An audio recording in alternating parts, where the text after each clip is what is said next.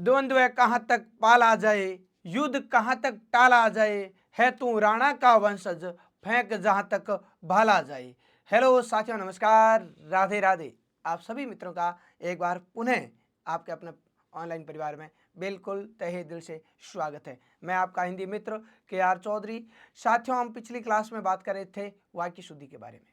वाक्य शुद्धि में हमने पहली क्लास में वाक्य शुद्धि के कंप्लीट प्रारूप को बहुत अच्छे से लेकर समझा। फिर तैयारी को और मजबूत करने के लिए, क्योंकि साथियों practice makes a man perfect, वहाँ 11 नियम थे। 11 नियमों में हमने एक एक नियम की अच्छे से चर्चा की।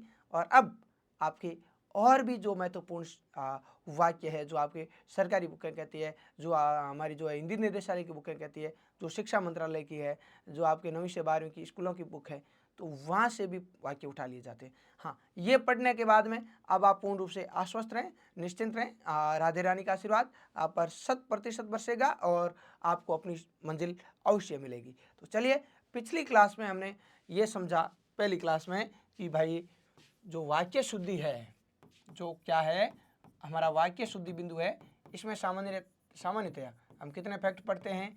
11 फैक्ट पढ़ते हैं। 11 प्रकार के विशेष जो है आपके पॉइंट पढ़ते हैं, 11 प्रकार के नियम पढ़ते हैं, जिसमें पहला आपका था अनावश्यक शब्द संबंधी अशुद्धि, दूसरा आपके था अनुपयुक्त शब्द संबंधी अशुद्धि, और फिर आपके एक था लिंग संबंधी अशुद्धि, एक आपके था वचन संबंधी अशुद्धि, और एक आपके पद क्रम यानी जो क्रम भंग की अशुद्धि है। इस प्रकार से लेकर हमने 5 प्रकार की अशुद्धियां पिछली क्लास में पढ़ी है। तो चलिए साथियों, अब कंटिन्यू 6 नंबर से अपन शुरुआत करते हैं, कारक संबंधी अशुद्धि। आ जाओ और आराम से धैर्य पूर्वक शांत दिमाग के साथ में एक एक प्रश्न वाक्य को पढ़ें और विचार करें। मेरे बताने से पहले भी आप कोई लगे तो आपको क्लास को पॉज करें, स्टॉप करें और बीच में वाक्य पढ़ के विचार करें कि यार अगर मैं बिना पढ़े करूं तो इसमें क्या क्या गलतियां हो सकती है। फिर ये सॉल्यूशन देखेंगे तो और अधिक मजा आएगा आपको पढ़ने में। देखिएगा साथियों, हमारा पहला वाक्य है, उसने ठेला वाला, देखो कारक संबंधी अशुद्धि है। अशुद्धि किसकी है? कारक की। और आप बहुत अच्छे से लेके पढ़ चुके हो सर, कर्ता ने, कर्म को, करण से, है ना, अधिकरण में, पर, संबोधन है वो, अरे ये वाली चीजें हैं, इनसे संबंधित कहीं थोड़ी बहुत त्रुटियां हैं, उनको समझना है। बाकी पहले वाला नॉर्मल वाक्य है, उसने ठेला वाला नहीं होगा, उसने ठेले वाले से फल खरीदे। अगला है मित्रों, सैनिकों को कई कष्टों का, ये वाक्य इस प्रकार का है, सैनिकों को कई कष्टों को सहना पड़ता है। तो ध्यान रखना है साथियों कि यहाँ को लगाने की आवश्यकता नहीं, हमें सैनिकों को कई कष्ट सहने पड़ते हैं, सैनिकों को कई कष्ट सहने पड़ते हैं, सहने पड़ते हैं, ये इसका शुद्ध रूप हो जाएगा। यानी यहाँ को लगाने की आवश्यकता ही नहीं है, तो आपको नहीं लिखना है, सैनिकों को कई कष्ट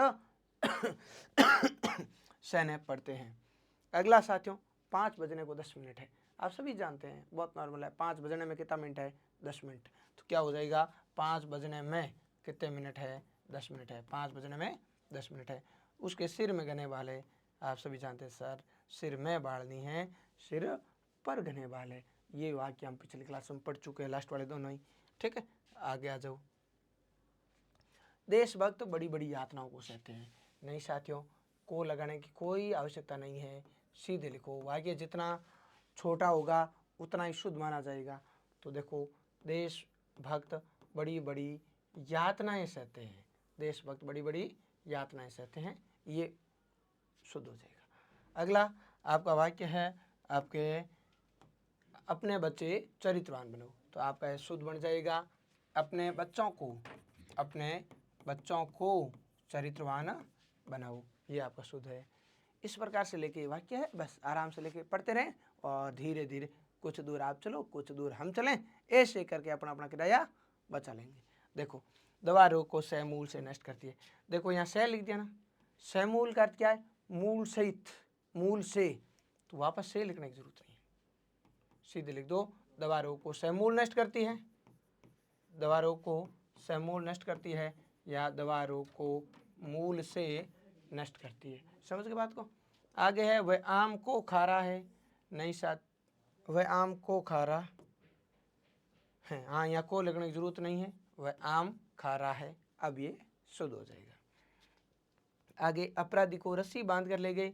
नहीं सर, अपराधी को रस्सी से बांध कर ले गए। हालांकि इनमें से बहुत सारे वाक्य हमने पहले भाग में पढ़ लिए हैं और रिपीट है, तो आपको आराम से लेके और देखना है। मेरी राय से आप चले जाइए। नहीं साथियों, मेरी राय में आप चले जाइए।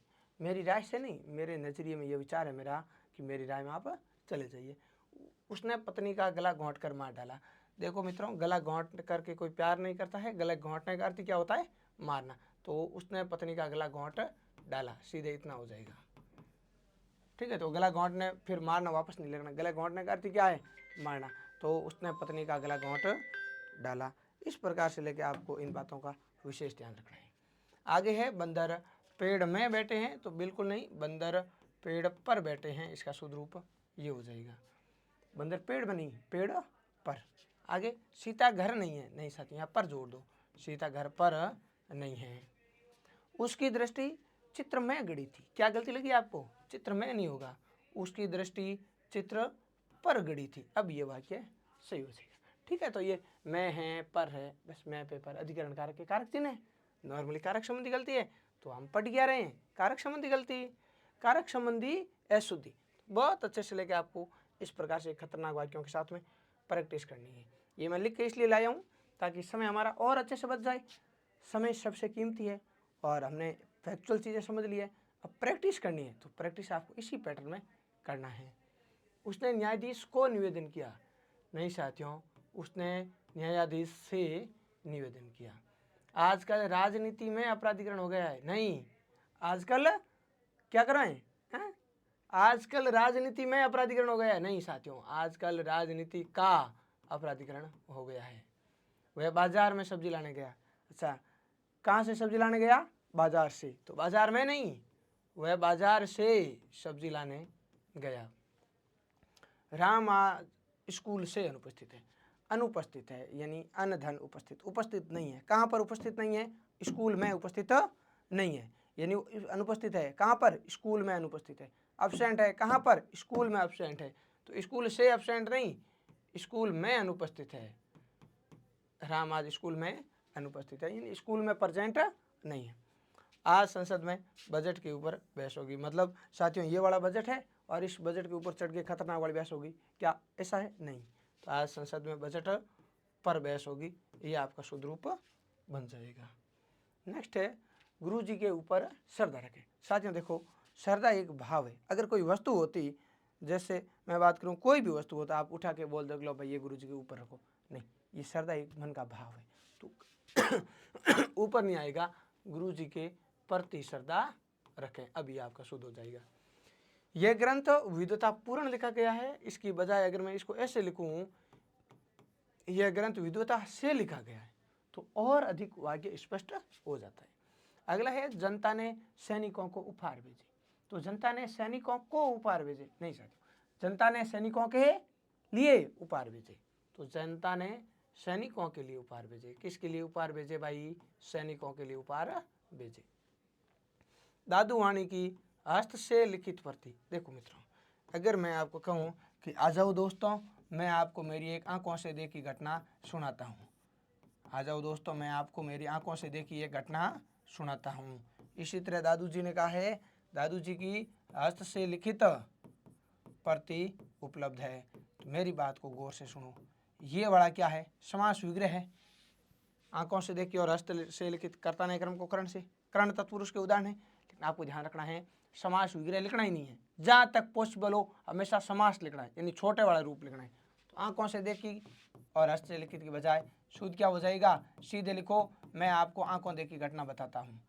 तो ये आपके सही हो जाएगा। सीधे आंखों देखी, हस्त से लिखित नहीं, सीधे लिख दो हस्तलिखित। समास विग्रह करके शब्द, अब भाई जैसे आपके पास शब्द है रेलगाड़ी, तो आप वाक्य में से लिखोगे रेल पर चलने वाली गाड़ी, नहीं, सीधे समास वाला शब्द लिखेंगे रेलगाड़ी। जैसे मैं विद्या के लिए आलय वहाँ जा रहा हूँ, नहीं, मैं विद्यालय जा रहा हूँ। समझ के बात? तो विग्रह नहीं लिखे, सामासिक पद लिखना है। तो आपका यहाँ हस्तलिखित की बजाय क्या हो जाएगा? हस्तलिखित की जगह क्या लिखना है? दादू वाणी की हस्तलिखित प्रति उपलब्ध, यानी यहाँ से इस से को हटा देना है। दादू वाणी की हस्तलिखित प्रति उपलब्ध है। आगे आओ, आम को खूब पका होना चाहिए, नहीं साथियों, आम को खूब पका होना चाहिए, को लिखने की जरूरत ही नहीं है, सीधे बोल दो आम खूब पका होना चाहिए। वह शहर का सामान लाकर बेचता है, नहीं, वह शहर से सामान लाकर बेचता है। आगे आओ। तो ये हमारी कारक संबंधी अशुद्धि साथियों यहाँ होती है कंप्लीट। और अब हम आ जाते हैं किसमें, सर्वनाम संबंधी अशुद्धि में। सर्वनाम में मैंने आपको पहली क्लास में ये बात बताई थी, इस बात आपको याद रखनी है। मैं मेरा, हम हमारा और तुम तुम्हारा नहीं होता है, इन दोनों की जगह सही क्या माना जाता है, अपना। ठीक है, एक हमने पढ़ा कि अपुन सपुन ऐसे हिंदी में शब्द नहीं होते हैं। और एक सर्वनाम आपने ये बात सीखी कि मेरे को, तेरे को ऐसे हिंदी में शब्द नहीं होते हैं। मेरे को की जगह क्या लिख दूँ, मुझे लिख दो, और साथियों तेरे को की जगह क्या लिख दो, तुझे लिख दो या तुम्हें लिख दो। ठीक है, तुझे या तुम्हें लिख दो। बस अगर ये बातें क्लियर है तो ये वाला वाक्य आप आराम से लेके पहचान लोगे। जैसे पहला है, कोई डॉक्टर को बुला लो। कोई डॉक्टर, देखो ये कोई आपकी सर्वनाम है, प्रश्नवाचक सर्वनाम का उदाहरण है, कोई है, कौन है, क्या है, तो कोई। अच्छा, अनिश्चयवाचक सर्वनाम है कोई डॉक्टर को बुला लो, कोई डॉक्टर नहीं, शुद्ध क्या होगा, किसी डॉक्टर को बुला लो। तो कोई की जगह साथियों कोई, कुछ, किसी, ये तीनों ही शब्द अनिश्चयवाचक सर्वनाम में आते हैं। तो इसकी जगह आपको लिखना है कोई डॉक्टर नहीं, किसी डॉक्टर को बुला लो, किसी डॉक्टर को बुला दो, किसी आ जाएगा। दूध में कौन गिर गया, ये दो प्रश्नवाचक सर्वनाम है, एक होता है कौन और एक होता है क्या। साथियों कौन होता है सजीव के लिए आता है, यानी प्राणी बोधक होता है आपके कौन सर्वनाम, और क्या होता है आपके निर्जीव के लिए, यानी अप्राणी बोधक। निर्जीव के अलावा जो भी छोटे कीट पतंग होते हैं, छोटे कीट पतंग होते हैं, उनके लिए भी किसका प्रयोग करते हैं, क्या का। तो मैं कहूँ अब कौन गिर गया मतलब कोई सजीव की बात होगी कि दूध में कौन गिर गया मतलब कोई भालू गिर गया, अग्रवी गिर गया, अग्रवी ना गिर गई, ऐसी बात नहीं है। दूध में क्या गिर गया, शुद्ध क्या हो जाएगा, दूध में क्या गिर गया, यानी कोई निर्जीव, कोई छोटी मोटी वस्तु गिर गई होगी या कोई छोटा कीट पतंग हो सकता है। तो दूध में क्या गिर गया, ये आपका राइट हो जाएगा। आगे, सीता और सीता का पुत्र काम में व्यस्त है। ध्यान रखना, मैं ऐसे कहूँ कि रवि और रवि का पुत्र बाजार जा रहे हैं तो भी अशुद्ध है। रवि और रवि का पुत्र नहीं होगा, सीता और सीता का पुत्र नहीं होगा। जहाँ सर्वनाम लिखना है आपको, क्या लिखना है, सर्वनाम, और सर्वनाम क्या है, उसका। सीता और उसका पुत्र, बार बार सीता सीता नहीं लिखना है, सीता और उसका पुत्र काम में व्यस्त है। मैंने आज अजमेर जाना है। भाई तो देखो अब बिल्कुल कॉमन सेंस का वाक्य है कि मैंने आज अजमेर जाना है। अब आप सब जानते हैं कि मैंने नहीं होता है, क्या होता है, मुझे आज अजमेर जाना है। ये आपका शुद्ध आंसर हो जाएगा, मुझे आज अजमेर जाना है। तो ये हमारी सर्वनाम संबंधी अशुद्धियाँ हैं। और आगे अगला वाक्य देखो, तुम तुम्हारा काम करो। साथियों मैं मेरा, तू तेरा, तुम तुम्हारा, हम हमारा नहीं होता है, शुद्ध क्या होता है, अपना। तुम अपना काम करो। आगे है, मेरे को 100 रुपये की आवश्यकता है। आप सभी जानते हैं मेरे को, तेरे को, हमको, तुमको ऐसे हिंदी में शब्द नहीं होते। तो क्या हो जाएगा, मुझे 100 रुपये की आवश्यकता है। आगे देखो, राम थक कर उसके घर में सो गया। तो राम थक कर उसके घर में सो गया तो ये मर जाएगा। ठीक है, शुद्ध क्या हो जाएगा, राम थक कर अपने घर में सो गया। यह काम तेरे से नहीं होगा। अब तेरे से, मेरे से ऐसे हिंदी में शब्द नहीं होते। ये काम तुमसे नहीं होगा या ये काम तुझसे नहीं होगा, समझ गए। अगला, मैं उनको मिलकर प्रसन्न हुआ। मैं उनको मिलकर प्रसन्न हुआ, नहीं साथियों, शुद्ध क्या होगा, मैं उनसे मिलकर प्रसन्न हुआ। आगे, सबों ने मान लिया कि पृथ्वी घूमती है। सबों ने मान लिया कि पृथ्वी घूमती है। साथियों सबों नाम का हिंदी में कोई शब्द नहीं है, आपको क्या लिखना है, सभी ने मान लिया सभी ने मान लिया कि पृथ्वी घूमती है। अपन ठीक रास्ते पर है, थोड़ा आगे आ जाओ, हम भी वही हैं। अपन ठीक रास्ते पर है, नहीं साथियों, अपन नहीं होता है, अपुन सपुन अपन धपन ऐसे कोई शब्द नहीं होते। शुद्ध क्या हो जाएगा, हम ठीक रास्ते पर हैं, हम ठीक रास्ते पर हैं। तेरे को कहाँ जाना है, आप सब, अब आपके लिए तो चीज़ें बहुत ज़्यादा नॉर्मल हो गई क्योंकि आपने इनकी बहुत अच्छे वाली प्रैक्टिस कर चुके हो आप। तो आपको पता है तेरे को नहीं होता है, क्या होता है, तुम्हें कहाँ जाना है या तुझे कहाँ जाना है। मेरे को पता नहीं हुआ कहाँ गया, अब मेरे को तेरे को नहीं होता है, क्या लिख देंगे, मुझे पता नहीं है ये कहाँ गया, और आगे आपका उत्तर मुझसे अच्छा है, मतलब आपने जो उत्तर दिया है वो मुझसे अच्छा है, नहीं, आपका उत्तर मुझसे अच्छा नहीं, मेरे उत्तर से अच्छा है, आपका उत्तर मेरे उत्तर से अच्छा है। तो यहाँ आपको लिखना है आपका उत्तर मेरे उत्तर से अच्छा है। मैं कहूं कि मेरी अंगुली आपसे लंबी है, मतलब मेरी अंगुली है जो आप 4-5 फुट के हो उससे लंबी है, नहीं, मेरी अंगुली आपकी अंगुली से लंबी है, तब ये शुद्ध हो जाता है। तो यही कह रहा है कि आपका उत्तर मुझसे अच्छा है, नहीं, आपका उत्तर मेरे उत्तर से अच्छा है। इसी तरह साथियों आगे आओ, ये सर्वनाम की कुछ बातें हैं, ठीक है। हम हमारी कक्षा में गए, अब आप सभी जानते हो कि हम हमारी तुम तुम्हारी नहीं होता है, क्या होता है मित्रों, हम अपनी कक्षा में गए। अगला हमारे वाला मकान खाली है, देखो हमारे वाला तुम्हारे वाला ऐसी गहरी बातें नहीं करनी है, सीधा साधा लिख दो, क्या, हमारा मकान खाली है। हमारा मकान का अर्थ क्या हुआ, हमारा, हमारे वाला नहीं लिखना है, सीधा एक शब्द, देखो जितना छोटा लिखेंगे उतनी बातें बढ़िया बनेगी। तो हमारा मकान खाली है। वह आपको और मुझको देकर भाग गया, वह आपको और मुझको देकर भाग गया, क्यों भाई, ऐसी क्या बात थी। तो आपको और मुझको नहीं लिखना है, आपको लिखना है वह आप और मुझको नहीं होता है, बाकी आपको तो शब्द वैसे हालांकि प्रचलन में है, कोई इशू नहीं है, लेकिन मुझको और तुझको ऐसे शब्द नहीं होते, तो फिर सीधा ऐसे लिख दो, वह आप और मुझे देकर भाग गया। अगला, तुम्हारे से कोई काम नहीं हो सकता, देखो मजा नहीं आएगा, तुम्हारे से कोई काम नहीं हो सकता, नहीं साथियों, तुमसे लिख दो सीधा, तुमसे कोई काम नहीं हो सकता। अगला है, हमको सबको देश पर मर मिटना है, हमको सबको नहीं, हमको नाम का हिंदी में शब्द होता ही नहीं है, हमको और तुमको और मेरे को और तेरे को हम पढ़ चुके हैं ना, तो शुद्ध हो जाएगा, हम सबको देश पर मर मिटना है। पिताजी ने मुझको कहा, मुझको तुझको होता ही नहीं है, हिंदी में ऐसा कोई शब्द मान्य ही नहीं है, तो क्या हो जाएगा, पिताजी ने मुझे कहा, पिताजी ने मुझे कहा। अरे मेरे को ये रुचिकर नहीं, नहीं साथियों सीधा लिख दो, मुझे ये रुचिकर नहीं, आराम से लेके आपको ये बातें क्लियर है। और अगला है, आप और मैंने मिलकर ये काम किया, देखो मैंने, मैं के साथ में कौन सा कारक आ गया, ने आ गया, तो इधर भी आपको ने से ऐड करना है, सही आपका बनेगा, आपने और मैंने मिलकर ये काम किया। और अंतिम वाक्य है इसका वचन संबंधी अशुद्धि आपके इसका सर्वनाम का, मेरे को दो निबंध लिखना है, और आप सभी जानते हैं साथियों क्या होता है, मेरे को तेरे को नहीं होता है, क्या होगा, मुझे दो निबंध लिखने हैं। तो इसका राइट आंसर हो जाएगा आपके, मुझे दो निबंध लिखने हैं। समझ गए बात को, तो चलते हैं आगे। और अगला है आपका मित्रों क्रिया संबंधी अशुद्धि। क्रिया संबंधी अशुद्धि भी हम शुरू में पढ़ चुके हैं बेसिक परिचय में कि किस प्रकार से इनका प्रयोग करना है।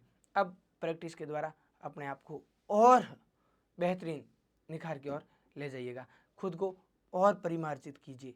और इन चीज़ों को कंप्लीट पढ़ने के बाद में, यानी इस एक क्लास के बाद में, अब मैं आश्वस्त हूँ कि पहले एक क्लास ली जिसमें 12-11 नियम आपके कंप्लीट पढ़े, फिर पीछे वाली क्लास में हमने 5-6 नियम की डिटेल की, और आज अब जो 11 तक है, 8 तक पहुँच गए, 9, 10, 11 आराम से लेके कंप्लीट पढ़ लेंगे। फिर आपकी रत्ती भर भी समस्या इस टॉपिक में रहने वाली नहीं है। देखो थोड़ा बहुत तो टाइम 3-4 घंटे का तो अपन कहते हैं कि वाक्य शुद्धि जैसा टॉपिक है, तो 3-4 घंटे लगना ज़्यादा बड़ी बात नहीं है, सफलता का कोई शॉर्टकट नहीं, एक बार आपको थोड़ा समय देना पड़ेगा, ठीक है। और कहा भी गया है कि सरस्वती कभी अपना ऋण अपने ऊपर नहीं रखेगी, तो निश्चिंत रहें, आराम से समझें बातों को। क्रिया संबंधी आपका है कि मैंने आज खाना नहीं खाऊंगा, देखो मज़ा नहीं है, मैंने आज खाना नहीं खाऊंगा, नहीं, मैंने आज खाना नहीं खाया, या तो यहाँ लिख दो, या फिर यहाँ लिख दो, मैं आज खाना नहीं खाऊंगा, या फिर मैंने आज खाना नहीं खाया। फिर खाऊंगा क्रिया नहीं आएगी, मैंने आ गया ना, तो मैंने, कर्ता ने, ये नए कारक चिन्ह हमेशा भूतकाल में आता है, सोहन ने पुस्तक पढ़ी, मोहन ने कहा, ये भूतकाल की बात है। तो फिर खाऊंगा तो आने वाले समय की बात होगी, भविष्य काल की नहीं, सीधा हो जाएगा मैंने आज खाना नहीं खाया, या मैं आज खाना नहीं खाऊंगा। अब हम भोजन खाएंगे, और आप सभी जानते हैं पिछली क्लास में पढ़ा है कि भोजन के लिए करना क्रिया आती है और खाने के लिए खाना क्रिया आएगी। तो अब हम भोजन खाएंगे या करेंगे, तो अब हम भोजन करेंगे, या फिर लिख दो अब हम खाना खाएंगे। देखो घोड़ा चलते चलते डट गया, बहुत इंपॉर्टेंट वाक्य है साथियों, घोड़ा चलते चलते डट गया। तो आपको ध्यान ये रखना है कि घोड़ा चलते चलते डट गया नहीं। घोड़े के लिए जब घोड़ा चलते चलते रुक जाता है, आगे नहीं बढ़ता है, तो उसको डट गया नहीं, इनके लिए आता है कि घोड़ा चलते चलते अड़ गया। साथियों टेंट ही टेंट मोस्ट इम्पोर्टेंट है, ध्यान रखना। घोड़ा चलते चलते अड़ गया। अगला, मैंने तुम्हारी बहुत प्रतीक्षा देखी। प्रतीक्षा का अर्थ है इंतजार। इंतजार के लिए देखना क्रिया नहीं आती है, इंतजार किया जाता है, तो इंतजार के लिए करना आएगा। मैंने तुम्हारी बहुत प्रतीक्षा की, ये शुद्ध हो जाएगा। अगला वाक्य देखो, ये आप पर निर्भर करता है। अब कर्ता बढ़ गया है, निर्भर के साथ में कभी भी कर्ता नाम की कोई क्रिया नहीं आती है, सीधे लिखो ये आप पर निर्भर है। आगे, सर्वत्र आधुनिकीकरण करना ठीक नहीं। अब देखो पीछे क्या आ गया, करण, तो ध्यान रखना है दोस्तों, करण के साथ में कभी भी करना नाम की क्रिया नहीं आती। करण, करण का अर्थ क्या होता है, करना। करण का अर्थ क्या है, करना, तो वापस करना नहीं आएगा। सर्वत्र आधुनिकीकरण ठीक नहीं, ये लिखना है। ध्यान रखना है कि करण के साथ में कभी भी करना नहीं आता। करण का अर्थ क्या होता है, करना, तो सर्वत्र आधुनिकीकरण ठीक नहीं। राम ने गुरुजी से प्रश्न पूछा, ये भी बहुत अच्छा वाक्य है। प्रश्न के लिए कभी पूछना क्रिया नहीं आती है, प्रश्न के लिए क्रिया आती है किया, करना, ठीक है। राम ने गुरुजी से प्रश्न किया। अब देखो अपन सदाबार यही बोलते हैं, मैंने गुरुजी से प्रश्न पूछा, नहीं, मैंने गुरुजी से प्रश्न किया। आगे से आपको बोलने में सुधार करोगे तो वाक्य शुद्धि धीरे धीरे स्वतः क्लियर हो जाएगी। प्रश्न के लिए किया क्रिया आती है, बहुत अच्छा है और इम्पोर्टेंट वाक्य है। अब और स्पष्टीकरण करने की आवश्यकता नहीं, यानी आपने इतना बेहतरीन पढ़ लिया है, तो अब वह क्या करने की आवश्यकता कहाँ है। तो देखो यहाँ करण लिख दिया ना, तो वापस करने की जरूरत ये नहीं है, ये नहीं लिखना है, सीधे लिखो अब और स्पष्टीकरण की आवश्यकता नहीं है। आगे है मित्रों, प्रस्तुत पंक्तियाँ बाबी पाठ से ली गई है, यहाँ गई जोड़ दो, प्रस्तुत पंक्तियाँ बाबी पाठ से ली गई। तो यहाँ पर आपकी जो ये क्रिया संबंधी अशुद्धि है लगभग यहाँ तक आती है आपके। अच्छा थोड़ी और है, चलो आगे कंटिन्यू और प्रैक्टिस करते हैं। क्रिया संबंधी अशुद्धि, चलो अब आप आम खा के देखें। देखो खा के नहीं, क्या होता है, आप आम खा कर देखो, आप आम खा कर देखो। यार तुम जाइए, तो अभी हमने पढ़ा तुम जाओ, तुम पढ़ो, तुम खेलो, तो इसका शुद्ध रूप ये ऐसे बनेगा, अब तुम जाओ, अब तुम जाओ। अच्छा ये वाला लिखें तो कहाँ लिखेंगे, जाओ, अब तुम जाओ। यार ये लिखना है तो तुम की जगह आदर्श सूचक शब्द लिख दो आप, अब आप जाइए, आप जाइए। अब ये दोनों ही सही है साथियों, आप आओ नहीं, तुम आओ, तुम पढ़ो, तुम खेलो, तुम कूदो, तुम नाचो। आपके लिए आप आइए, आप बैठिए, आप विराजिए, आप पढ़िए, आप चलिए, आपके लिए ये वाला साउंड रखना है, आदर्श सूचक, ठीक है। और मेरे नौकर ने नौकरी त्याग दी।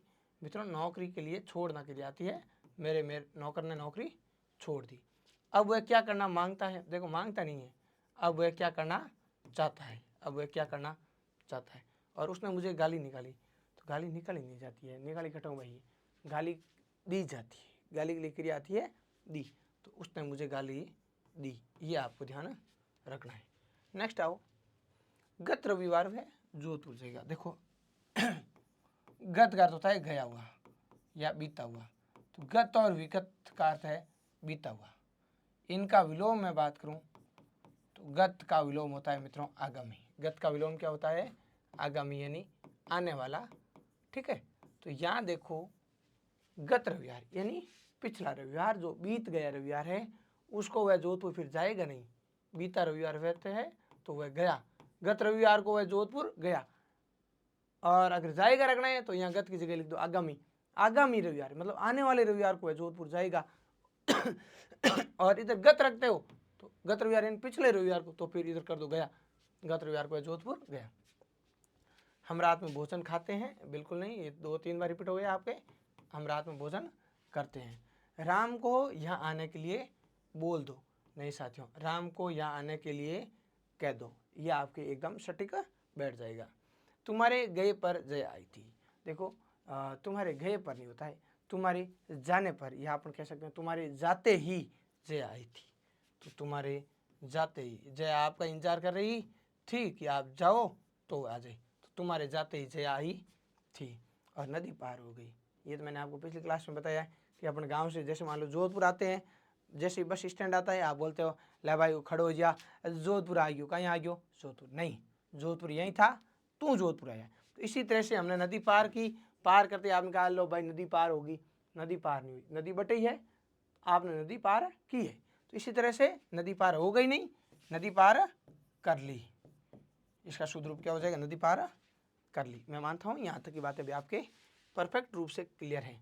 आगे आओ, बालक मिठाई और दूध पीकर सो गया। देखो दूध पीकर सो गया एकदम परफेक्ट बात है, लेकिन मिठाई अब मान लो काजू कतली है, वो पिएगा क्या, नहीं, तो मिठाई के लिए पीना क्रिया नहीं होती है।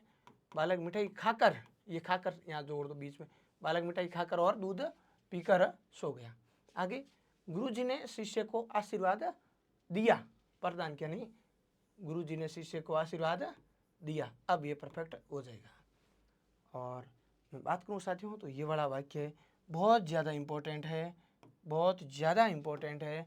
देखो भीतर प्रवेश करना निषेध है, अंग्रेजी में अपन क्या लिखते हैं, नो एंट्री, ठीक है, नो एनी नहीं, प्रवेश, तो प्रवेश निषेध है, इतना ही लिखते हैं। तो देखो मित्रों प्रवेश हमेशा भीतर ही किया जाता है, अंदर किया जाता है, और प्रवेश हमेशा किया ही जाता है, तो ये करना भी नहीं लिखना है।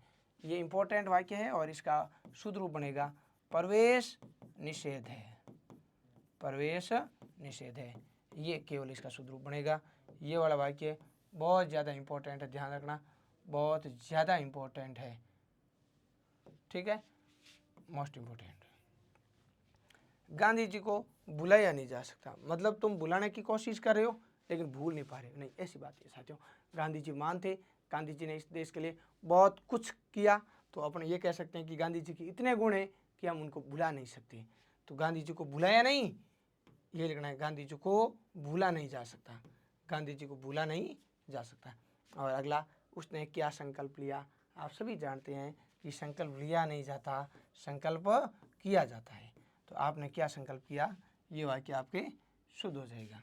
तो यहाँ पर 8वीं आपकी जो क्रिया संबंधी अशुद्धि थी दोस्तों, उसकी कंप्लीट एक्सरसाइज हमने कर ली है, कंप्लीट वाक्य जो आपके सामने तैयार सरकारी किताबों के वो हमने पढ़ लिए। अब हम अगले और नेक्स्ट नियम पे आ जाते हैं, मुहावरे के कारण अशुद्धि। कहते हैं कि जो मुहावरा है उसके वास्तविक रूप में हमें किसी प्रकार का परिवर्तन नहीं करना चाहिए। अगर मुहावरे के वास्तविक रूप के साथ आप छेड़छाड़ करते हैं, उसकी बनावट में अपन कुछ परिवर्तन करते हैं, तो वाक्य अशुद्ध बन जाता है। कैसा बन जाता है, अशुद्ध। तो अब आप देखो, वह तो कोल्लू की गाय है, मुहावरा क्या होता है, कोल्लू का बेल। मुहावरा क्या होता है, कोल्लू का बेल। ये जो घानी वाला बेल होता है ना, जिसकी आंखों पे पट्टी बांध दी जाती है, बेचारा पूरे दिन चलता ही रहता है। तो जो आदमी अत्यधिक परिश्रम करता है, दिन रात मेहनत करता है, अत्यधिक परिश्रम, दिन रात मेहनत करता है, उसको क्या बोलते हैं, कोल्लू का बेल। तो देखो, वह तो कोल्लू की गाय नहीं, मुहावरा है कोल्लू का बेल। तो अब मुहावरे के साथ छेड़छाड़ करनी नहीं है। मुहावरा 9 2 11 होना है तो 10 1 11 होना, 8 3 3 11 होना, ऐसे नहीं करना है, छेड़छाड़ करनी नहीं है। कोल्लू का बेल है तो कोल्लू की गाय मत करो, वह तो कोल्लू का बेल है, अब सही है। वह आजकल अपने मुँह मियाँ तोता बनने लगा है। आपको पता है मुहावरा होता है अपने मुँह मियाँ मिट्ठू, तो वह अपने मुँह मियाँ मिट्ठू मतलब खुद की बड़ाई खुद ही करना, अपनी प्रशंसा खुद करना।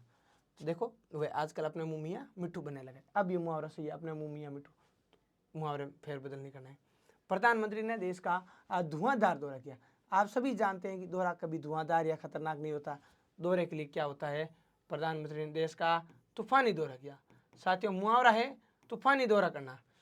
और अगला है पानी पीकर नाम पूछना निरर्थक है। आप जानते हैं सर मुहावरा होता है पानी पीकर जात पूछना निरर्थक है, तो जात आ जाएगा। प्रेम करना तलवार की नोक पर, और ये भी हम पिछली क्लास में पढ़ चुके हैं। मुहावरा क्या होता है, तलवार की धार पर चलना। तो प्रेम करना तलवार की धार पर चलना यानी कठिन कार्य कह सकते हैं। दुश्मनों ने हथियार रख दिए। देखो मित्रों, मुहावरा होता है हथियार डालना, तो दुश्मनों ने हथियार डाल दिए। हथियार डालने का अर्थ क्या होता है, आत्मसमर्पण कर देना, अपनी पराजय स्वीकार कर लेना, ठीक है। दुश्मनों ने हथियार डाल दिए। आजकल भ्रष्टाचार के बाजार गर्म है, नहीं, शुद्ध हो जाएगा, आजकल भ्रष्टाचार का बाजार गर्म है, भ्रष्टाचार का बाजार लिख देना आपको। और चोरी करते पकड़े जाने पर उस पर घड़ों पानी गिर गया, नहीं मित्रों, मुहावरा होता है घड़ों पानी पड़ना, घड़ों पानी पड़ना यानी शर्मसार हो जाना, शर्मिंदा हो जाना, ठीक है। तो देखो पै से पानी, पै से पढ़ना, घड़ों पानी पढ़ना मुहावरा है। तो ध्यान रखना, चोरी करते पकड़े जाने पर उस पर घड़ों पानी पड़ गया। अब नॉर्मली देखो घड़ों पानी गिर गया अपने को ठीक लग रहा है, लेकिन ध्यान रखना मुहावरा होता है घड़ों पानी पड़ना। तो ध्यान रखना पै से पानी, पै से पढ़ना ही सही है। तो चोरी करते पकड़े जाने पर उस पर घड़ों पानी पड़ गया, यही करना है आपको।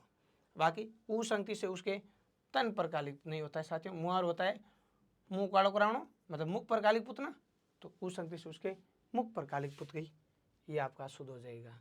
और अगला है हमारे सैनिक जान मुट्ठी में रखकर कार्य करते हैं, नहीं साथियों, मुहावरा होता है जान हथेली पर रखना। तो हमारे सैनिक जान हथेली पर रख करके कार्य करते हैं। तो देखो जान हथेली पर रखने का अर्थ है प्राणों की परवाह किए बगैर या अपने प्राणों को संकट में डाल करके जोखिम भरा कार्य करना। तो हमारे सैनिक जान हथेली पर रखकर कार्य करते हैं, सही हो जाएगा।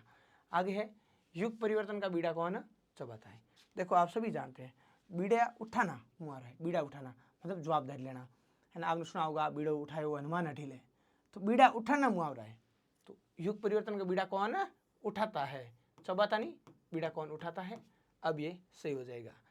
मित्रों देशद्रोही लोग थे जो अंग्रेजों को उंगली पर नचाते थे, नहीं कहते हैं कि अपनों का हाथ पकड़ के चलो, गैरों के पैर पकड़ने की जरूरत नहीं पड़ेगी। तो जो देशद्रोही लोग थे वो अपने आपस में तो लड़ रहे थे, मर रहे थे, लेकिन अंग्रेज जैसा कहते वैसे कर रहे थे। यानी उनकी, ये तो कह रहे देशद्रोही लोग अंग्रेजों को उंगली पर नचाते थे, नहीं, देशद्रोही लोग अंग्रेजों की उंगली पर नाचते थे, नाचते थे, उंगली पर नाचते, उनके इशारों पर कार्य करना। अगला तो शुद्ध क्या होगा, देशद्रोही जो लोग थे यहाँ के लोगों के साथ लड़ाई कर रहे थे लेकिन अंग्रेजों की उंगली पर नाच रहे थे, उनके अनुसार कार्य कर रहे थे। अगला शिवाजी ने शत्रु सेना को दांतों चने चबाए, नहीं साथियों, मुहावरा होता है नाकों चने चबाना, यानी परेशान करना, प्रताड़ित करना। तो शिवाजी ने जो शत्रु सेना थी उसको नाकों चने चबाए, अब ये सही हो जाएगा। आगे उसके सामने अब किसी की दाल नहीं पकती, उसके सामने अब किसी की दाल नहीं पकती। देखो मुहावरा है दाल नहीं गलना, तो उसके सामने अब किसी की दाल नहीं गलती, ये सही हो जाएगा। दाल नहीं गलना मतलब वो वश नहीं चलना, ठीक है। आगे आ जाओ, मैं इसको अपने जीवन में कई पापड़ सेकने पड़े। देखो समय के अनुसार पापड़ सेकने पड़ सकते हैं, लेकिन यहाँ पर पापड़ सेकना नहीं, मुहावरा होता है पापड़ बेलना। तो पापड़ बेलना मतलब कई संघर्षों का सामना करना, तो शुद्ध हो जाएगा मैं इसको अपने जीवन में कई पापड़ बेलने पड़े, मैं इसको अपने जीवन में कई पापड़ बेलने पड़े। और आगे है साथियों तेरी बातें सुनते सुनते, ये भी हमने पिछली क्लास में कर लिया है।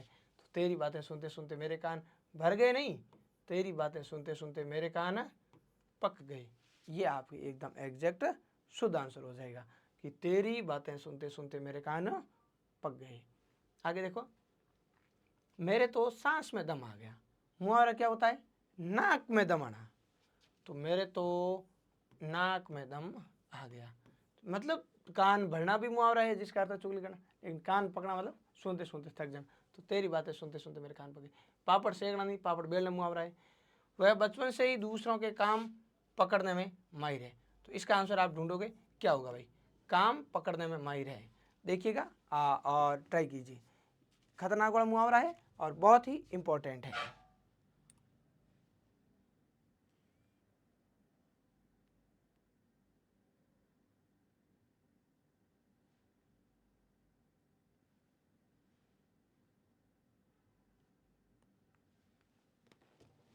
चलिए तो इसका हो जाएगा आपके, वह बचपन से ही दूसरों के कान कतरने में माहिर है, कान कतरने में माहिर है, यानी किसी को उल्लू बनाने में माहिर है, चकमा देने में माहिर है। साथियों यहाँ पर मुहावरे वाला मैटर भी कंप्लीट होता है और हमारा सेकंड लास्ट पॉइंट आता है संयोजक शब्द संबंधी अशुद्धि। और संयोजक में आपने पढ़ा कि कुछ शब्द है जो जोड़े में आते हैं, यदि के साथ तो, क्योंकि के साथ में इसलिए, यदि के साथ में तो, ठीक है, जब के साथ में तब, जैसा के साथ में वैसा, ज्यों के साथ में त्यों, जितना के साथ में उतना, जिसका के साथ में उसका, ये चीज़ें कुछ किस में आती है, जो के साथ में सो या वह, ये जोड़े में आते हैं। तो इनके बारे में आपको थोड़ा सा बहुत अच्छे से लेके एक बार नजर में निकाल लो कि भाई जैसा बोओगे उसी प्रकार काटोगे। अब थे बताओ जैसा घात के आवे वैसा, तो जैसा बोओगे वैसा काटोगे। आ गया वो। यदि वह रुपया मांगता, ये यहाँ पे नहीं लिखना है, यदि वह रुपया मांगता तो, है ना, यदि वर्षा होती तो फसल अच्छी होती, यदि वर्षा होगी तो फसल अच्छी होगी, यदि रवि पड़ेगा तो अवश्य उत्तीर्ण होगा। तो यदि के साथ में क्या आता है तो यदि वह रुपया मांगता तो मैं अवश्य देता। जैसा मोहन ने लिखा जैसा तुम लिखो, जैसा मोहन ने लिखा, जैसा के साथ में क्या आ जाएगा वैसा, जैसा मोहन ने लिखा वैसा तुम भी लिखो। जब राम ने लंका में प्रवेश किया, तो मित्रों बताओ जब के साथ में क्या आता है तब। तो बहुत कॉमन सेंस की बात है कि जब राम ने लंका में प्रवेश किया तब बंदरों ने बहुत आनंद मनाया, बहुत खुशी मनाई। यद्यपि के साथ में आप सभी जानते हैं कि तथापि आता है। तो यद्यपि उसने उद्योग किया यानी मेहनत की, परिश्रम किया, पर उसे सफलता नहीं मिली। पर नहीं होगा साथियों, यद्यपि के साथ में आता है तथापि, तो पर के स्थान पर कौन आ जाएगा तथापि। यद्यपि उसने उद्योग किया तथापि उसे सफलता नहीं मिली। आगे जैसा लिखो जैसा मोहन ने लिखा। तो अब पहले में परिवर्तन करना पड़ेगा आपको, जैसा लिखो नहीं, ऐसा लिखो जैसा मोहन ने लिखा। एडो लिखो जेडो मोहन लिखो। जैसा हो गए, ये तो पढ़ लिया है आपने, 2 बार आ गए वाक्य। और ज्यों ही मैं पहुंचा, ज्यों ही के साथ में क्या आता है मित्रों त्यों ही, तो यहाँ बीच में त्यों ही जोड़ दो, त्यों ही वह उठ गया। ये काम करो, खतरनाक वाक्य भाई साहब, पढ़ो आप, ये वाला वाक्य पढ़ो, बहुत काम का वाक्य है। यह काम करो या अपने घर जाओ, यह काम करो या अपने घर जाओ, यह काम करो या अपने घर जाओ। ऑप्शन वाली बात है, या तो करो या जाओ। ठीक है, चलो आगे। क्योंकि वह मोटा है अतः धीरे चलता है। और आप और हम सभी पढ़ चुके हैं कि सर क्योंकि के साथ में इसलिए आता है। तो क्योंकि वह मोटा है इसलिए धीरे चलता है, इसलिए वह क्या चलता है धीरे चलता है। आगे आप, ये भी बहुत इंपॉर्टेंट है, ध्यान रखना, ये केवल कॉमन सेंस बेस्ड वाक्य है।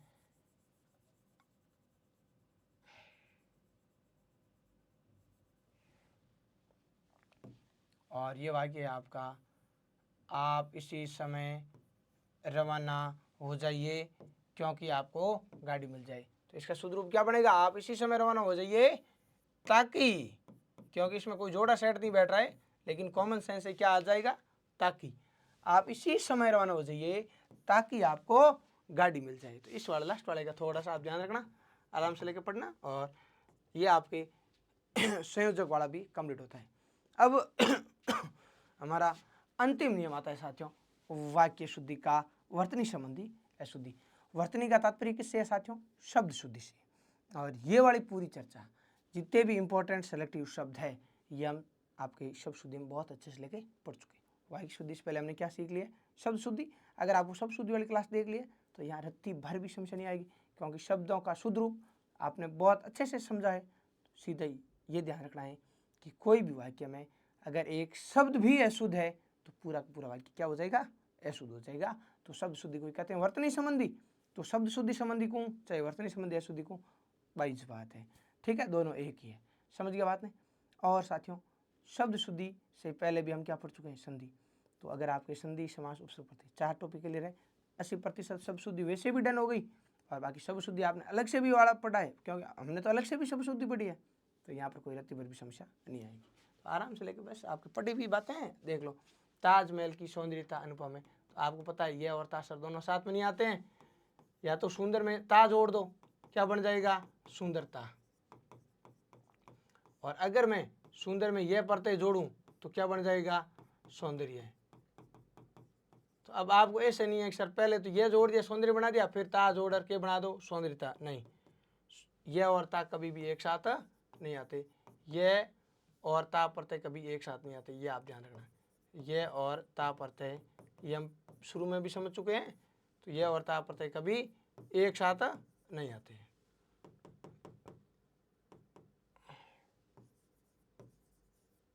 कभी एक साथ नहीं आते।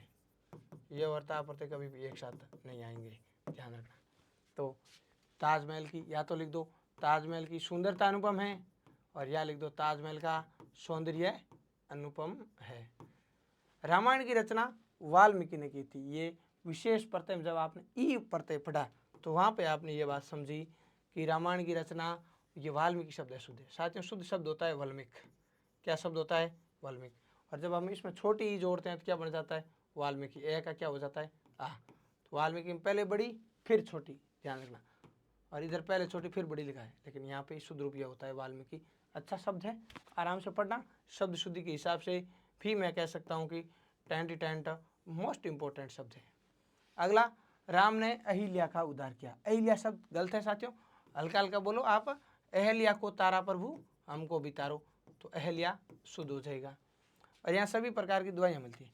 आप जनरली किसी भी मेडिकल स्टोर पे देखोगे तो आपको ये वाला दवाइयाँ मिलेगा, लेकिन ध्यान रखना है मेडिकल स्टोर पे लिखने वाला कौन है, कारपेंटर है। तो कारपेंटर गलती कर सकता है, उसने व्याकरण नहीं पढ़ी है। आपको ध्यान रखना है कि इया वाले शब्दों में इया की मात्रा छोटी होती है। दवाइयाँ, इकाइयाँ, लुगाइयाँ, रजैयाँ, इस प्रकार की बधाइयाँ, सभी शब्दों में इया छोटी। जैसे ध्यान रखना साथियों, दवाई लिखूं तो ई कैसी है, बड़ी।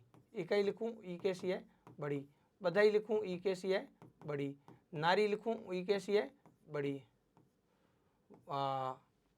स्त्री लिखूं ई कैसी है, बड़ी। लेकिन जब आप बहुवचन बनाओगे तो यहाँ कैसा, छोटा। दवाइयाँ इस प्रकार लिखोगे, ये शुद्ध है, ये भी शुद्ध है, ये भी शुद्ध है, ये भी शुद्ध है, ये भी शुद्ध है, और इधर वाले जो भी अपन लिखेंगे वो क्या है, शुद्ध। इकाई का बहुवचन बनाओगे तो इकाइयाँ इस प्रकार आ जाएगा, यानी यहाँ छोटा आएगा, ध्यान रखना है। बड़ी ई आते ही वापस से क्या हो जाएगी, गलती। बधाई तो बधाइयाँ।